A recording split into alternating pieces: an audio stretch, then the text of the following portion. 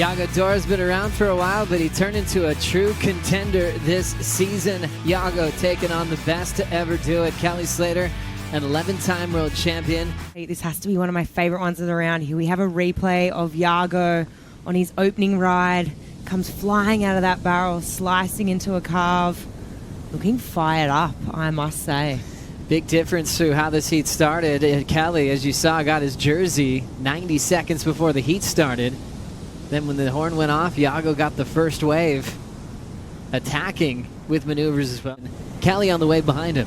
Wow, such a late takeoff there. Grabbed the rail, comes flying out. A little bit of a carve. But I really liked the entry into this barrel here. Getting so compressed, making sure he comes out of that one. But yeah, interesting start to the... Here we have Yago's second wave. Let's have a look at this on the replay. Nice barrel again. For me, Yago is looking so fired up.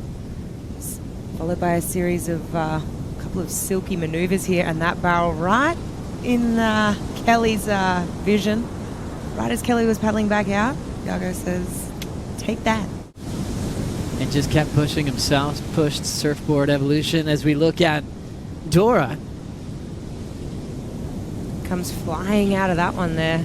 Little cover up. Yeah, not bad. He's just so quick as we look at Yago's last entry. Yeah, to me it looks like from that last one, see the texture of the ocean looks a little bit more windy than that last heat. Conditions sort of changing, that barrel sort of chandeliering a little bit, crumbling on Yago's head, but he does a really good job at just weaving through this tight, small little barrel. But to me it looks like conditions slightly have changed. Now we see Kelly commit with priority. Grabs around the takeoff, pulls up and out. Great execution from the GOAT. Nice solid power wrap, and now he's got the lip to hit. That'll put him upside down, so incomplete on the last turn. Looks like he's just breathing at the moment, feeling his tempo as he paddles back out. You know, probably the, I don't know, 2 millionth time he's paddled back out from a tube ride. It's pretty impressive.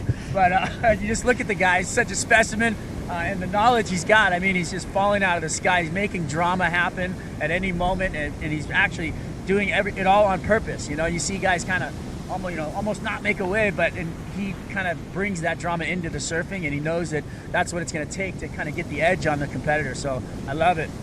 I like it, Waz. What about his last couple of weeks? Can you give us some insight on how his backhand tube riding's been really warmed up for this event? He's been, yeah, I mean, just he was doing 6-hour days at J-Bay, before he went to Namibia. So after the event at J-Bay, he stayed around. The waves were incredible. He surfed 6 hours a day for like 3 different swells. Then he got on the train to Namibia, scored, the backhand slabs of the Donkey Bay, they call it, a skeleton. He was in his room for 24 hours. Here he goes again. He's checking out this one. Thanks, Waz. Strider spending some good times with Kelly for a long time now. Up and out for Slater after hearing a 7.33 from the tower.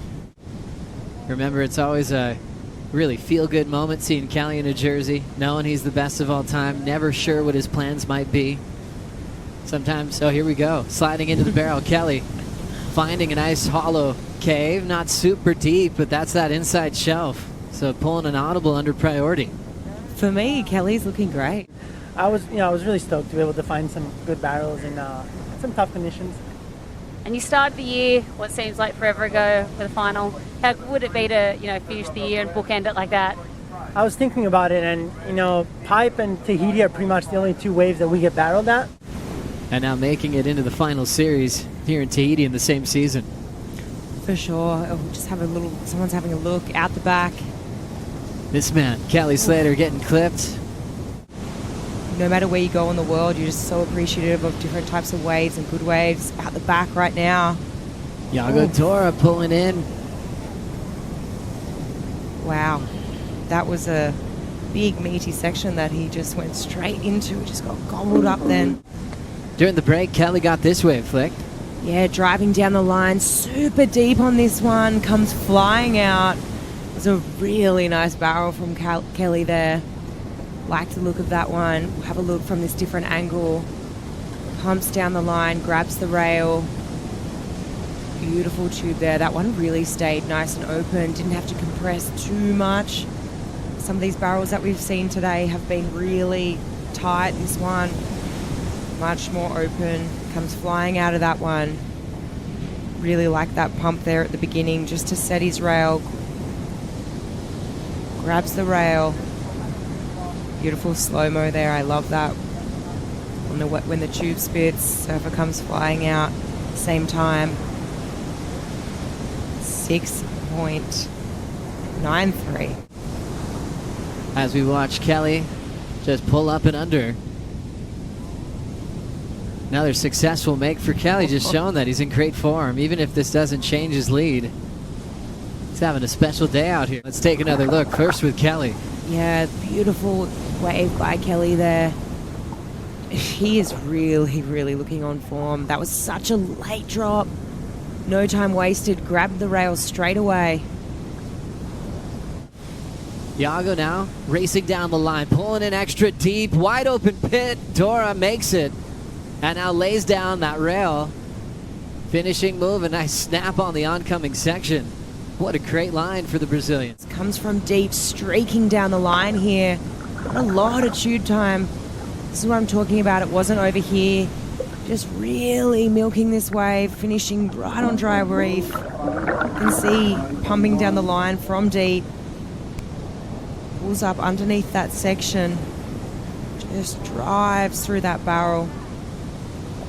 Flies out, finishes it with a carving maneuver straight up into the lip here. Yeah, I like what you said, Joe. He's basically...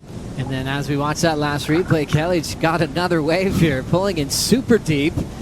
Stop it. And that one shut down somewhere along the way. Let's see where he ran into trouble here, Flick. Yeah, wow. He's looking so in form, but almost body surfed out of that one. Could have almost been a make.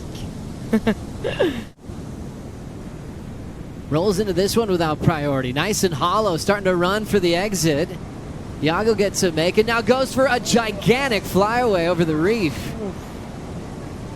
When you saw that little air section just chip up, you knew that Yago was not going to hold back.